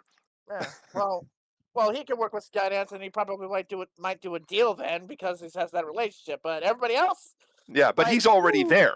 You see, Yeah. that's the thing, though. He's already there. If they acquire James Gunn and Safran as well, that's a big problem. Yeah, because then they've got assurances. They've got Ellison over the barrel then because of the fact that it's like look, either you want us to move this DC thing forward or you're going to start over again and lose everything. Right. It's basically they're going to want to have assurances. They're going to want to have security. They're going to want to have promises. And if they cannot commit, they're walking. They'll Mm-hmm. resign. They'll let their contract run out. They won't renew it. It's whatever. And those headlines are going to be out there. And when those headlines hit the post, it's going to be, okay, if they're not there, what do you got? And they have nothing. Yeah. They That- might that's claim not- they have some things. They might claim they have some things, and they might have some things. But considering the track record of Paramount the last year, considering the fact that, there's nothing really that wows you in their future at this point, it's just, oh, well, okay, you got that, sure, whatever. I mean, if all the big talent at Warner Brothers were to walk over something like this, I mean, what have you got left? Final Weapon with Mel Gibson? Who You know, knows? With yeah, Tom what- Cruise as his father. Shoot. Jesus Christ. You laugh. I know. you never I know. no, I know. I'm just my mind again, my mind is a there's- torrent Yeah, just and you're thinking about it. Yeah, and then you talk about Sonic the Hedgehog being a franchise here. It's like, who knows if after this third film, which has to come out because it's in the can at this point, and they just announced Amy Rose as a voice actress. But say after this third film, they don't do another one right out of the box. They decide to, just not pick it up or do a fourth film, and they decide to just, let it linger, and then all of a sudden, there's no fourth film. Right. Well, and you've got a bigger question of, would Jim Carrey even do a fourth film? Is he even doing this third one? I thought he was still Robotnik. He loves the character. Did he? Is that true? Or did they Pretty move it sure on to he something else? Did he re-up it? they'd have to explain that he is less dead than he Yeah, looked, I don't. which is I not don't think hard, but they yeah. definitely have an excuse to not have Robotnik in the Yeah. next one if they don't. I mean, Okay. the news is that he has interest, but he interest, but it's not official yet. Although, Yeah, but I mean, didn't basically- he carry those first two films? Yeah, but if he was becoming back, I mean, I love Ben Schwartz. Don't get me wrong. I adore the man, but I don't know if he carried that film or if Jim Carrey did. Well, we'll see if somebody else can help carry the film because someone who might be able to help the plot a little bit without needing Jim's help might come into play here. Hint: she's a former member of the Frozen Playhouse. I just don't see Sonic the Hedgehog being the savior of any studio. No, of course not. I mean, as much as I'm nervous about video game movies, I mean, it's reliable fun for sure, but it's not. It's not a studio saving material here. It's not. No, it could be part of it, but it's not the whole thing. But it's not a full thing. It's no Avatar franchise. Oh no. I mean, which even at its worst pulled $1.47 billion out of the box office. Yeah. And they'll probably make up any quote unquote losses on that in the merchandising. About that one, considering that there hasn't been this huge rush for him to come back, and James Cameron is talking too much at the moment. Let's just say, and doing too much. And he's on the board of an AI company. So, but yeah, I mean, the next point of the matter is that the next couple of weeks are going to be very decisive here. Starting with this week right here, where Warner Brothers' board has to make the final decision on the sweetened offer, which will then lead to either a sweetening of the deal by Netflix, or they just don't change the recommendation and just go as is and reject them again, which might cause some problems with some of the shareholders who want fiduciary duty in the mind. But yeah, that has to happen, and then of course there's the shareholder vote, and once that happens, well, it's on to the regulators, where I think it'll probably not be as bad outside of the United States as people think, because of the fact that there's going to be much less overlap between Netflix and Warner versus Netflix and Viacom. I'm not gonna call it Paramount. I'm gonna call it Viacom, just to give you an idea of what we're dealing with, because a lot of the stuff that's been built up, that's the overlap, was from the Viacom era. So, All right. yeah, I think we've pretty much circled the wagons completely pretty much, on yeah. this. Let's lock it down. Any other things we should cover really quickly before we wrap for the night? I think we're good. All right. Well, looks like we got it looks like we got an episode for March 4th. So, Adam, why don't you tell us about our guest? Yes, we will be welcoming Katie Hallahan to the program. Now, we actually encountered Katie way back as one of the first guests on my program, Fragments of Silicon. There she was like the creative lead, vice president, some high-ranking position of an up-and-coming adventure game designer called Phoenix Online Studios. These days, she is working as an author. Okay. Like putting out things like the Twice Sold Soul, the Twice Wanted Witch, and We Love Monsters, Werewolves. Oh, sorry, Creating the Flavor of the Feral. Why We Love Witches, Werewolves, Vampires, and Other Monsters in 2025. Oh, okay. Yep. So look forward to that next week. All right. Well, I like it when we get swings for the fences on variety on this program. I do try. Indeed. And it sounds like we've got a great lineup. Shadows Mist and I return to City of Heroes after March 10th. That means that we probably won't have a new Blue Monday until after episode 10 of this show.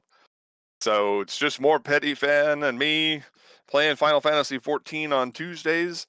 I'm trying to get Final Fantasy 11 up and running, but the main problem I've been having is that although I've found a somewhat better solution for my batteries, the weather's been kind of fluky, and so as a result, I haven't been getting as much sun as I would like. So recharging all of my battery stations has been a bit of a challenge. And I need 2.5 hours to download all of the game content from the server. Once I actually get logged in to play online, there's like